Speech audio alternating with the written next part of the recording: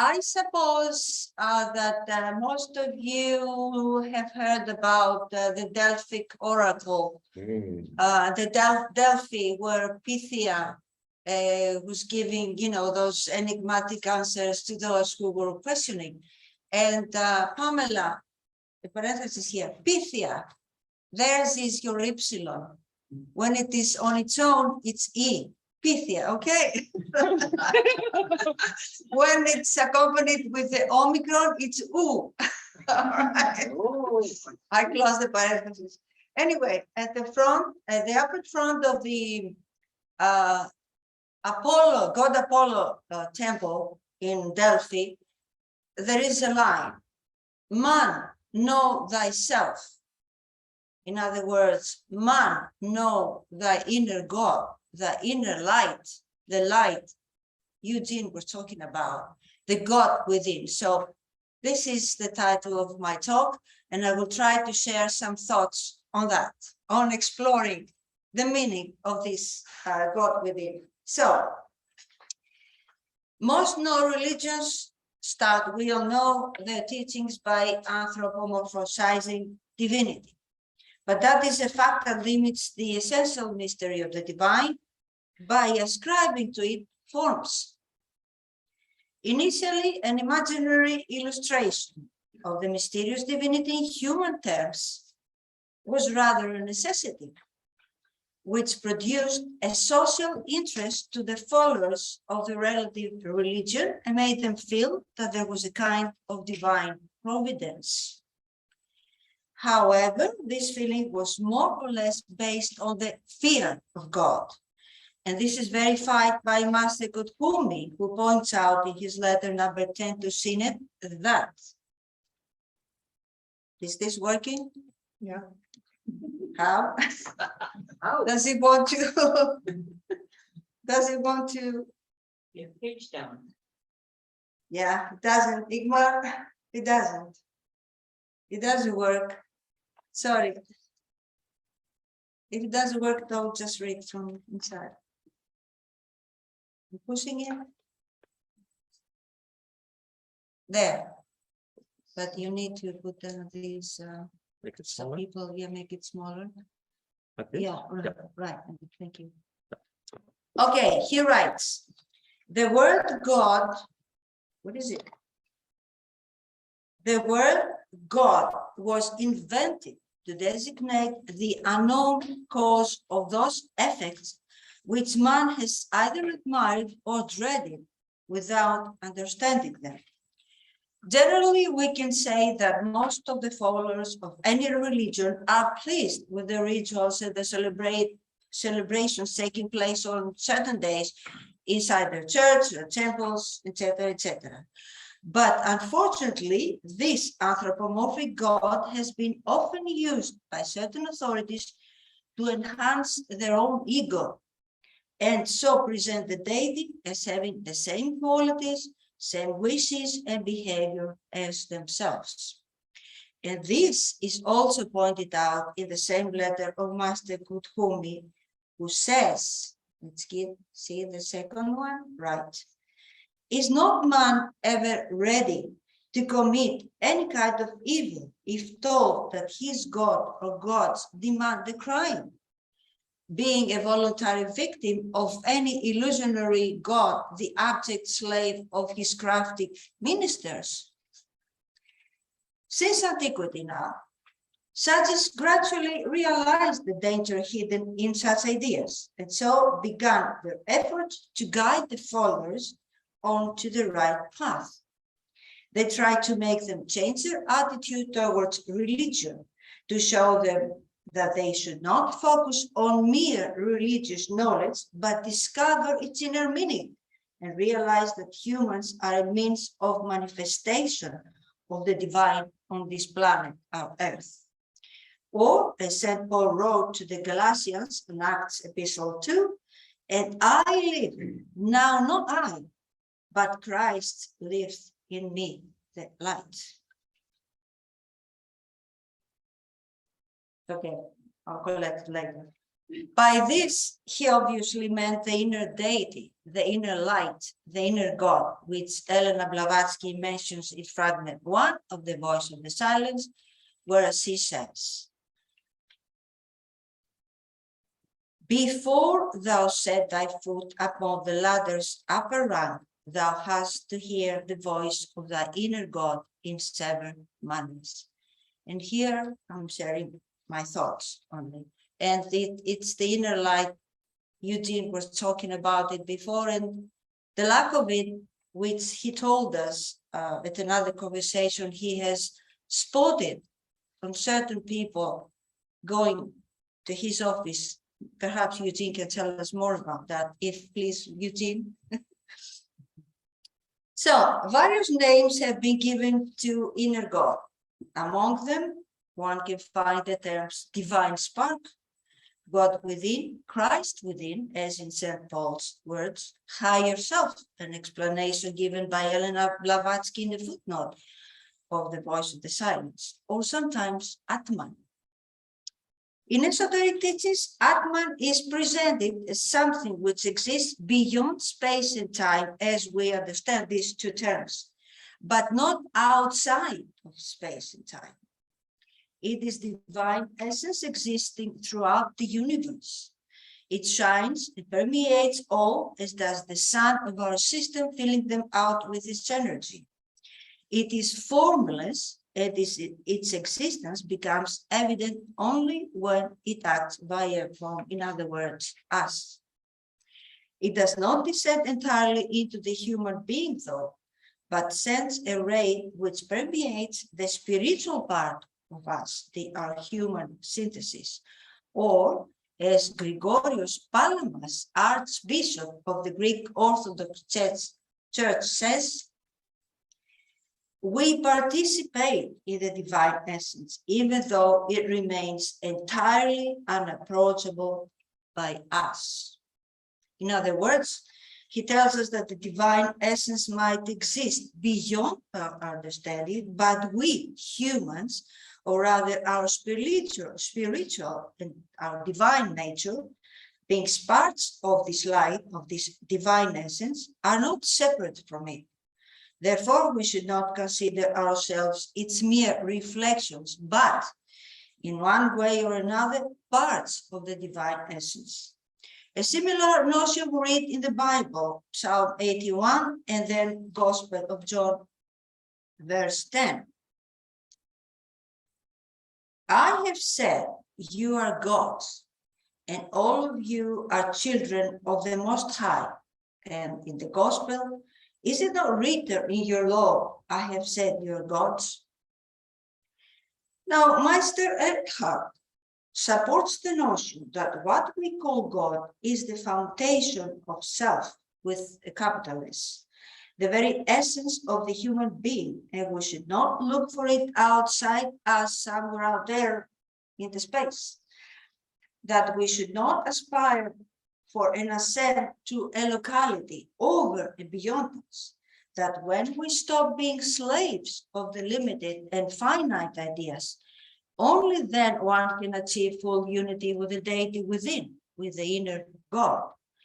Then and only then we can say that the existence of God is the existence of man, and the being of God is the being of man. Now, Theosophy teaches us that Buddhi is the vehicle of Atman in us, that they both manifest only when our consciousness or our higher manas absorbs them within it, forming the known higher triad Atma, Buddhi, Manas, our spiritual ego, the divine manifested in the human.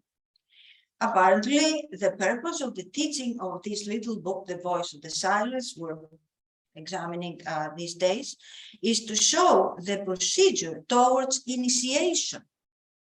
And this is probably why it is dedicated to the few, to those who are already disciples or aspire to become disciples. It seems then that having reached a certain point, perhaps let's say the fourth initiation, the ahat, which is mentioned in The Voice of the Silence, The candidate's consciousness is raised to the seventh principle and gradually begins to function in the Atmic level.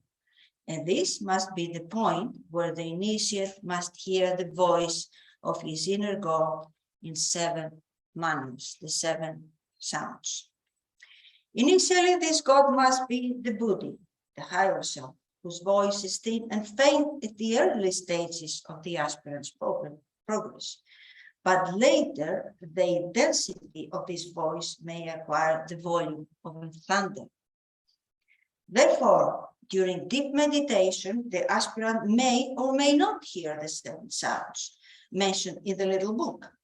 Obviously, this achievement depends on one's psychic temperament and inner ability.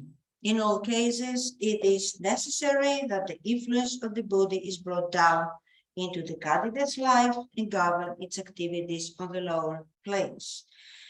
Thus, the inner God can be ever present in the mystic's life. The upper rank, now mentioned in the voice of the silent, is the ladder of the mystic sounds, or the sounds hidden in Atman, which we hear at some point if we're lucky. On the other hand, these sounds are not so mystic to the initiate at this stage. They are not mingling with the outward life of the person in concern, but give direction as from above, but not actually above, as pure conscience. In her works, Elena Blavatsky emphasizes the notion that true conscience does not tell us what to do, but if our lower mind, our lower minds, or when is trying to invent some excuse to do as it pleases itself, our conscience guides us to follow that which we already know to be the best. Manas gives inspiration, Buddha gives intuitive knowledge as to what is right and what is wrong, while Atman is the directing conscience.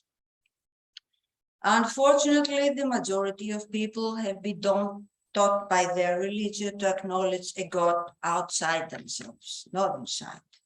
And this fact leads one to despair and to feel miserable in case of need and great difficulty, and so urges that person to ask help from something which is somewhere out there, very far away. They do not know that heaven is within, and when help comes as an answer to their petition, they usually believe that it comes from a kind of heavenly Father to whom they give different names, obviously, in different forms. They ignore the fact that help comes from within, from the so-called kingdom of heaven, which exists within and nowhere else. Elena Blavatsky was asked in the Key to Theosophy whether theosophists believe in God, and as we all know, to this she answered that occultists do not believe in a personal or extra cosmic anthropomorphic God, but to the Father in secret according to Matthew, that Father who is in man himself, in other words, the Atman in us. Atman exists beyond any analysis applied to it by an academic psychologist. And here, please, Eugene, I would like your help later. Your point of view. It comes forward with strength and such a means that the personal, anthropomorphic, and external deity could never show.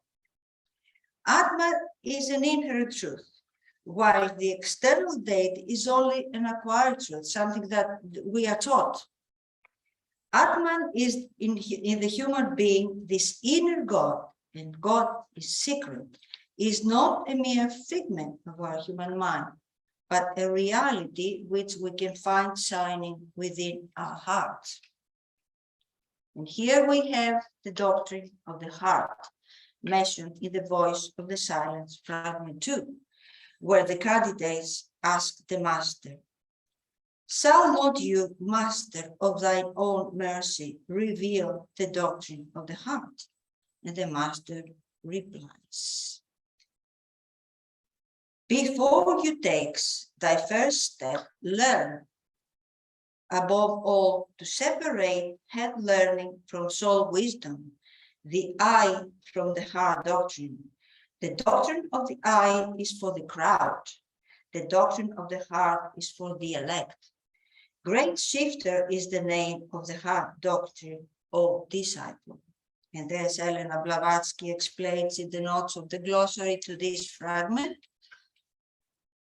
the heart doctrine is so named because it is the teaching which emanated from the Gautama Buddha's heart, whereas the eye doctrine was the work of his head or brain. The heart doctrine is also called the seal of truth, or the true seal, a symbol found on the heading of almost all esoteric works. Sensing the deity within, what does this mean? Sensing it through the hearts. It denotes a feeling which springs from the very depths of the human being and not from one's meeting with something out there externally. When one focuses on the doctrine of the heart, every emotion and every feeling in relation with the deity transforms sometimes to a kind of inner sentimental state. But I'm not referring here to the deep emotional and full of tears state of certain people, especially during praying, but to the mystical insight which may lead a human being to the infinite and the eternal. This way, Atman can simultaneously be the spectator and the spectacle, the observer and the object of observation, the cognizant and the object of cognition. It is through Atman, our inner God, the self with the capital S, the real man with the capital M, the spiritual ego with the capital E, that one can conceive the true nature of our world. And it is through the inner God that one can achieve knowledge. To clarify this, thought and logic can lead us up to a point in acquiring knowledge for our everyday practical needs and life.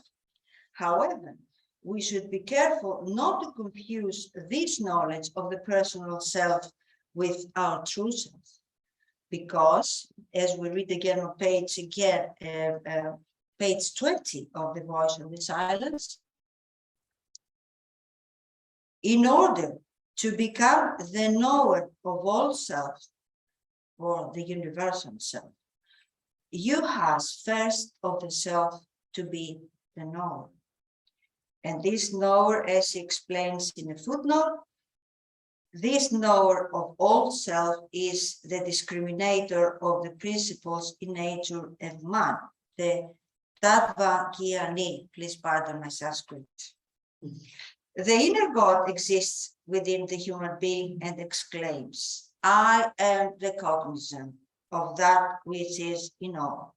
I am all knowledge. Or, as Sri Krishna explains to Arjuna in the Bhagavad Gita, chapter 9, I am the Father of this universe, the creator of all. I am the highest to be known, the path of purification, the holy all. I am the way, and the master who watches in silence, thy friend and thy shelter, and thy abode in peace. He who sees that the Lord of all is ever the same in all that is, immortal in the field of mortality, he sees the truth. The same words, more or less, we read in the Gospel of John, where Jesus says to his disciples that he is the way, that he is the truth, and he is the life. And that no one comes to the Father, goes to the Father, except through him, by him. Now, according to Rabbi Ravindra, in his book, The Yoga of Christ, and I'm summarizing here, the teaching regarding the I am that we saw before, the I am notion is a special one given to us in the Gospels so we can discover the God within. I am is the divine name and has been declared as the most mysterious and holy. The deity's power and life resides within it, and Jesus Christ uses it to declare his identification with the divine or the Father and his participation in the Father's power and life. Now, it must be understood as existing within us and as being that part of our nature that can receive the Logos. That part which connects our human spirit with the cosmic spirit and can lead us to eternal life as a bridge uniting the higher within with the lower. And by crossing this bridge, one becomes the Son of God. Philosophically speaking, Krishna and Christ are the same and exist potentially within all humans. But communicating with our inner God, with the God within, means to communicate with our true spiritual nature. A lot of people, however, do not acknowledge the existence of this nature, as we already said, but they believe that they're only the physical body they see.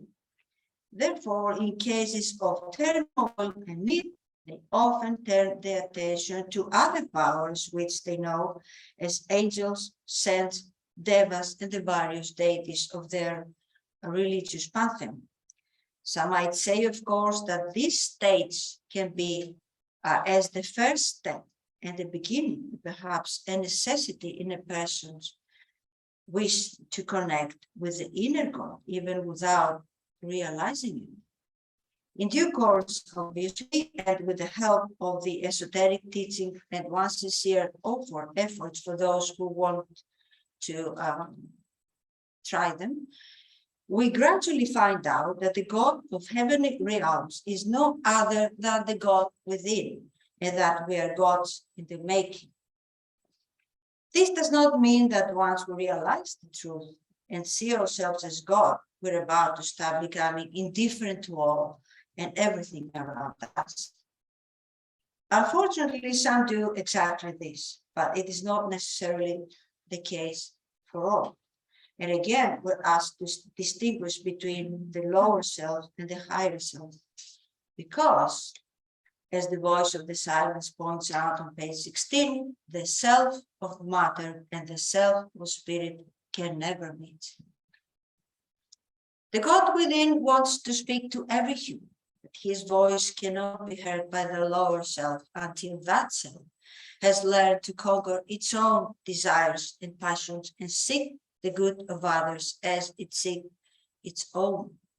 Therefore, when the true esotericists and the occultists see in a crystal clear way all the misery experienced by others around him, by his fellow brothers and sisters, who suffer because of their ignorance, they activate themselves in an effort to help their human brothers and sisters. This is emphasized by Sri Krishna in the so-called yoga of action or karma yoga, explained in the Bhagavad Gita, chapter 3. In this way, the occultist bonds with the world in a healthy way, if I may say so, but without being attached to the surrounding. Gautama Buddha asked the same thing from his arhats. He did not reject entirely the gods, but taught his disciples to rely on their inner powers and not to an external deity. Some called him an atheist because of this. However, he taught that we should not remain attached to the idea of an extra cosmic God who threatens his followers with eternal punishment, for example, if they do not obey his will. Instead, he taught them how to see the others as incarnations of free will. The words of Master Gokumi again in letter 10 are expressed in the same spirit as Gautama teaches. He writes, the idea of God is not an innate, but an acquired notion, and we have but one thing in common with the theologies. We reveal the infinite. The God of the theologians is simply an imaginary power, and Loup-Garou, a werewolf, as Dolba expressed it, a power which has never manifested itself. Our chief aim is to deliver humanity of this nightmare, to teach man virtue for its own sake, and to walk in life, and how to walk in life, relying on himself instead of leaning on a theological crunch that for countless ages was the direct cause of nearly all human misery. We see this so evidently today with all these religious wars. Now, at this point, I will pose a question to myself, first of all, and then to you. Could we live by following the master's teachings on this? We're being brought up to search for an external father residing out there, far away from us, somewhere lost in space. However, if we knew deep inside that we are united with the universal spirit, the one principle mentioned by Master Tuthomi in the same letter, with the universal self, we would never search for our inner God anywhere else but within, in the secret chamber of our hearts. How many among people can realize this? Few are those who could actually approach the truth, and very rare those who can live by it. And this is why Jesus Christ, was speaking to the masses, was speaking about our Father in heaven, but without further explanation. But when he was speaking to his disciples, he was saying, my Father and I are one. The Father is in me, and I in the Father. Thus, he was teaching them the higher notion about self with the capital S. It seems, therefore, that the manifested deity in the human being is an aspect of universal life that ensouls all. This way, we might say that each one, through our higher self, our God within, is a kind of, if I may use the expression, avatar of the divine, in the sense of a host, of a vessel. And this is an idea that Jesus himself revealed to the disciples. Now, in the Gospel of Thomas, we read, when you come to know yourselves, then you will become known, and you will realize that it is you who are the sons of the living Father. But if you will not know yourselves, you dwell in poverty, and it is you who are that poverty. Now, obviously, the spiritual poverty is meant here in these words, and not the financial one. No? Again, in the Apocrypha, we read, examine yourself and understand who you are. Whoever does not know self does not know anything, but whoever knows self has acquired the knowledge of the universe. And we're speaking of self with a capital S, obviously. Now, in concluding, I will say that neither books, scriptures, or theological science can ever and absolutely express the glory of self with a capital S, or God in secret of Atman. Therefore, let us develop a stronger sense of the God within by ascending to spiritual levels. Let us try to alter the vibration and quality of our psychic nature and achieve higher ones, so to feel and experience the presence of our God in secret inside our hearts. This God gives us the necessary strength and guides our steps in our quest for the path to divinity, because all living beings are emanations of the divine and long to return to it and be absorbed by it as the drop in the ocean. Experiencing the inner God, the God in secret, has the same meaning as the known biblical words that the glory of God is revealed, but in us. It also reminds one of the words of a 9th century Sufi poet, Tayfur Abu Yazid al-Bistami, if I read it right, who wrote, I talked to him in the language of the divine presence and asked, what is it with you and me? And he replied, I exist through you. There is no other God than you. You, I, and everybody. Thank you for listening.